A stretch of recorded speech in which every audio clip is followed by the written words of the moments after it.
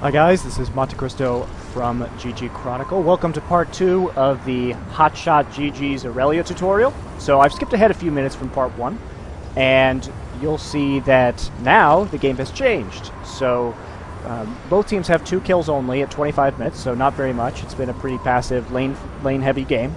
But now CLG is down 3 turrets, and TSM is only down 1.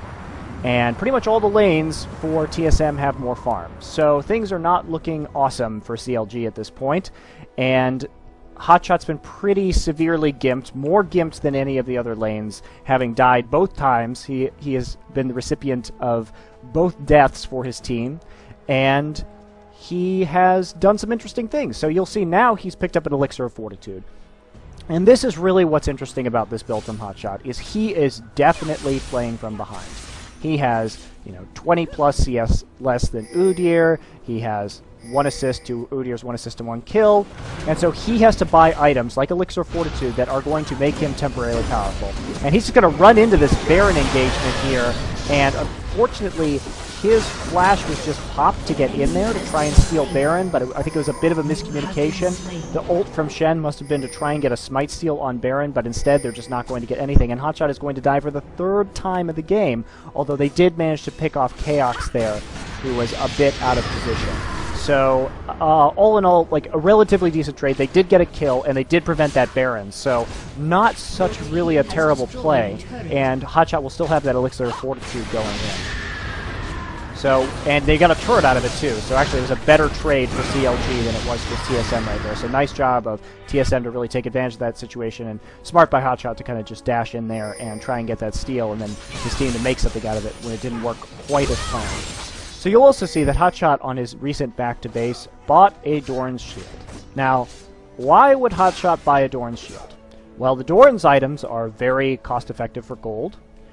They give you a lot of stats for a relatively low gold price.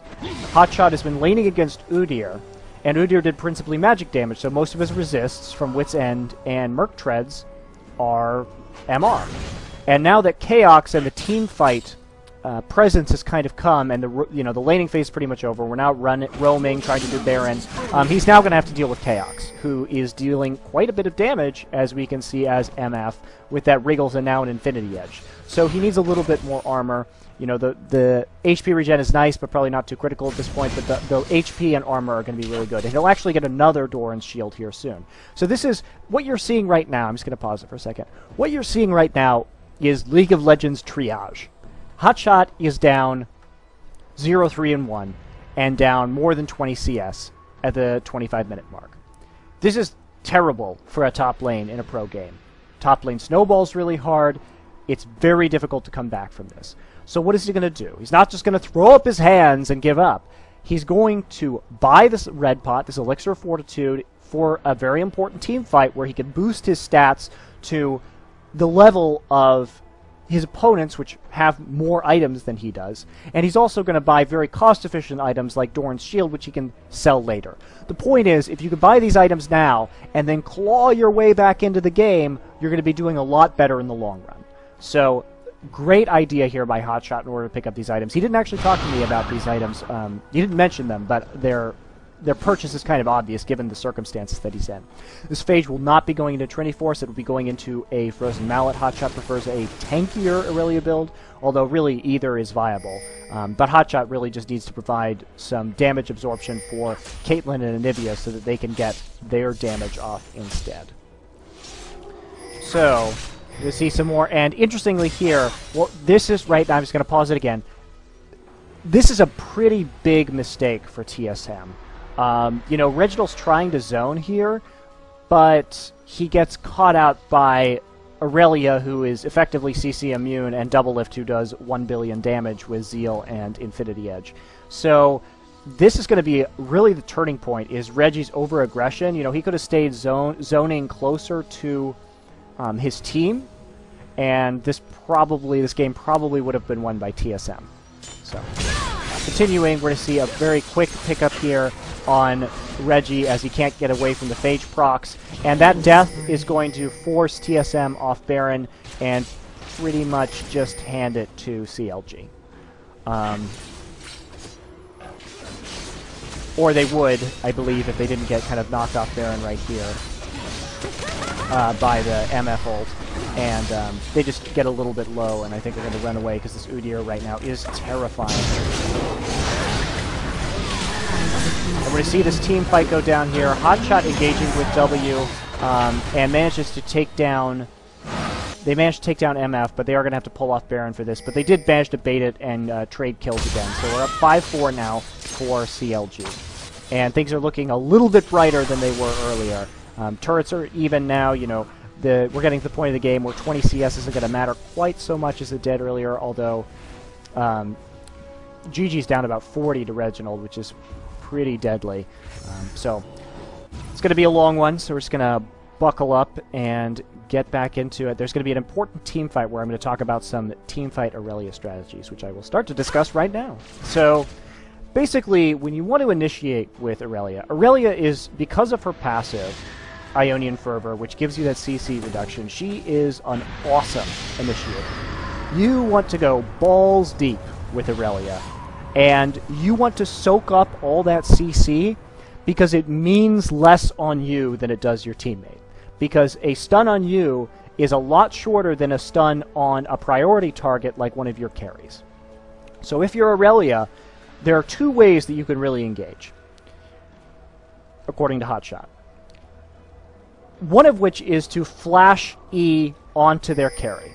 And the reason why you flash E instead of QE is that, you know, their AD carry, if you're both at full life, you definitely want to flash E so you can get that stun instead of the slow.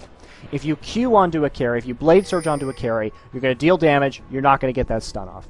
Either that, or you initiate a fight as Irelia with like 80 to 90% health. That is also a wonderful tactic, and that way you can Q in safely and still get that E off onto the high priority target, like their AD or AP carry or another, you know, squishy.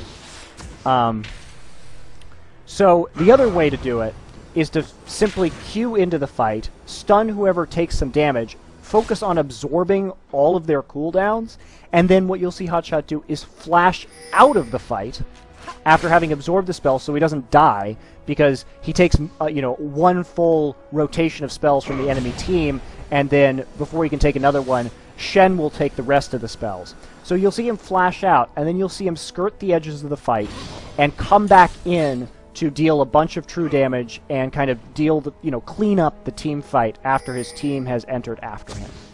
So what we're going to see here in a couple minutes is, I believe, a good example of him doing that. So TSM's going to push a little bit, and we will go into this fight at about 33 minutes, where you'll see an example of this. We'll see another example of it a little bit later into the game. So not much going down here. You know, CLG does have this amazing poke split push comp. So you'll see right now, Caitlyn and Anivia and Galio doing an awesome job of poking, Irelia being there to deter engages, and Shen split pushing turrets and being perfectly safe doing so because he can ult in at any time in order to save his team. And really nice job there by CLG to avoid that Shirelia's engage with a good Anivia AoE and a Shirelia's of their own, as well as a Gust from Galio to speed them up a little bit and get them out. So we are coming up on this wonderful engage right now. I believe. Just speed it up. Okay, so let's slow this down a bit. So Shen is still split pushing bot. You'll see St. Vicious is going to have to ult into this fight when it actually occurs. And, sorry guys, just trying to find where this timestamp is. And here we are going in. So let's take a look at this real quick. This is great positioning for the carries who are in a choke with Anivia AoE blocking off the entrance. HotShot's going to E onto... This is a bit of a mistake here, as he uses Equilibrium Strike on Rainman, who is lower HP than him, so not ideal. And he's going to get onto Chaos right here with his Hiten style up and do a bunch of damage to that carry, while Shen is going to ult in on top of HotShot, I believe. There he goes. Comes in on HotShot and then picks up the damage. So you just saw HotShot flash out right after Shen came in on him. So now the damage has been spread out to Shen. And you'll see these carries now focusing on Shen, and HotShot's going to be able to effectively help his team clean up here, where he will dash in and then take out the rest of these carries. So really good job there. They didn't protect their back line too well, but they didn't really have to because they're going to do extremely well in this fight. And Big Fat LP has egg up, so it's not really that big of a deal if he gets focused in the back. So all in all, a 3-for-2 trade for CLG, which is really nice. And, you know, they're not going to really be able to Baron effectively off of this until Double Lift gets back up, because they need that AD carry for the damage. But all in all, when you're behind this far, it's a fight one. You can see now there are double Doran's shields and a Ruby Crystal for HotShot. And that Ruby Crystal is just to get... He went back. This is another thing that I was talking about, League of Legends triage, is that instead of finishing Frozen Mallet or even getting Giant's Belt, HotShot wanted... He had just enough money for Ruby Crystal, and he wanted the advantage that it gave him now. Right now. So he ended up picking up that Ruby Crystal instead. So really nice choice there. You know, he's not looking for completed items. He's looking for to maximize his advantage in the moment, because he doesn't have the luxury of waiting for more money to buy the more HP Giant's Belt. Might as well get something now that can help his team win the game, and then pick up those items as they get further and further ahead, or rather, kind of reduce their deficit that they've accumulated throughout this game. So now we're going to see some more back and forth around Baron. A lot of this game, as you've already seen, consists of Baron dances. Ooh, sorry about that, guys. And we're going to see another fight here where HotShot is going to come in again. You'll see him riding the edges up there and then coming in to clean up the mess. You know, he's in and out of these fights with his Q, with his flash, and that slow there is going to be able to finally shut down Rain Man, who has just an absurd number of items. Just picked up Randuin's Omen and Trinity Force he's had for a while with that Wit's End. So now with Double Lift up, and that they've won a fight, again 3-2, they should be able to take Baron with Irelia tanking. I forget if they do. They do get Baron in this game. I just don't remember when they get it. They are going to get it now. So a little bit of a dangerous engage given the poke of Reginald, and GG is going to get executed by Baron, but all in all worth it. And Double Lifts, Phantom Dancer, Last Whisper, Negatron Cloak are going to be able to help him survive Scion if he engaged, and also to deal a ridiculous amount of damage to him, as you just saw. So now all of a sudden, it went from an even game to CLG getting Baron, up being 12-8 in kills, and only being one turret down. So really an amazing comeback here by CLG in order to secure this game. And it's impressive because TSM had a really good early game. You know, beautiful gank top lane right at that 3-4 minute mark on HotShot to get first blood. Very nicely played by Reginald and Odd1 to secure that kill. So now we're going to be moving into some more global objectives as they're going to pick up Dragon, trying to reduce their deficit, get in the lead in this game. And since we're not in spectator mode, difficult to tell now if they do have the lead. I would imagine they do at this point, but like I said, difficult to see. So here we are into this kind of last phase of the game where CLG is trying to play cautiously so they don't lose their advantage, push out their lanes, and then we'll see another fight here in just a few minutes. So I'm just going to speed up a bit more as we see some dancing around this mid turret. They're going to go ahead and take that down. No problem. And some more poking. And that's really an advantage. Again, we're going to see the advantage of this poke comp. Very difficult to deal with it when one side of your base turret's getting zoned out by Anivia AoE and the other side's getting hit by, you know, smites, resolute smites from Galio and peacemakers and auto attacks from Caitlyn, while Shen is split pushing your other turret. So, you know, not really a lot that TSM could do here. And part of that is they have pretty poor engage. Shyvana, not great engage. Udyr, pretty bad engage. You know, their one thing they can follow up with is a Scion stun. And a single target stun against an AoE team and a poke team is not going to do a whole lot. So TSM's team comp, while awesome for ganking initially, you can see its flaws here in the late game against a comp that, like the one CLG is running.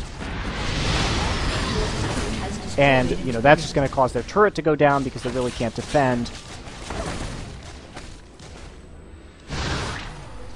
while St. Vicious is just going to split push bot a little further. So they're going to have really no problem here taking down this inhibitor, you know, without even an engage from TSM.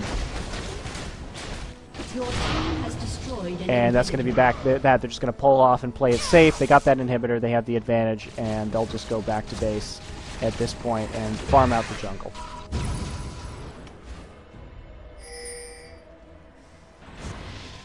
Speeding up a lot to see kind of the last phase of this game, and the last fight, which you'll see some more really nice Irelia work along the same veins of the tips that Hotshot gave me to give you already. So the last engage of the game is really going to be up here on this turret, on top turret, as TSM makes a desperate attempt to save this game by saving their inhibitor. And what we'll see is that they're going to try something tricky, which is to get into CLG's back line. Unfortunately, CLG is really well positioned already, and Shen has his ult up, which he'll ult in right now on top of Irelia. So Irelia is going to go in here and is going to stun Reginald. And then, as you saw, flash out immediately while Galio takes over, tanking the damage. Shen is also going to follow up, so Hotshot flashes out and then runs back in for a few hits, gets knocked back by a special Jana Monsoon, and now St. Vicious is going to interrupt that and come in for the rest of the fight. So, again here, you're going to see Irelia doing as much as possible to disrupt this Scion, while still continuing to stay inside and tank damage for Double Lift, which really allows Double Lift is very low to live. So even though Hotshot goes down in this fight, it allows Double Lift to do all of the damage that Double Lift needs to do, protects the carries long enough in order to win this game, and knocks out really the only Fed character, who's Rayman's Udyr, who has 7, 3, and 2. So there you go. There's some more really nice fancy footwork by HotshotGG Dancing Master, and that will just close out the game. So hope that helped you guys a little bit with your Irelia play, gave you some ideas. Again, you can check out Wicked's Guide if you want to play more aggressively or want something a little bit more recent than the knowledge that Hotshot gave me. But I think a lot of these tips are universally helpful in terms of laning and trading and team fights for Irelia, and can give you an idea of kind of how to approach her in lane and how to approach her in team fights to maximize your presence and damage and really do great things by soaking up all that CC on your team. So anyway, this has been MonteCristo for GG Chronicle. Thanks a lot for listening, guys. If you want more, you know, I do this because I work with GG Chronicle, and we provide a lot of coverage and interviews with the pros. You know, I can't talk to them, so if there's a specific pro or champion that a pro plays you'd like to see, I can try and get replays from them and have them, you know, do a quick rundown for me so I can continue to pass this information on to you guys. I do want to do this more. I know I said this last time, but truly, I will be doing this more often. So just leave something in the comments for me, or you can email me at info@ggchronicle.com and make some requests. Anyways, thanks a lot, guys.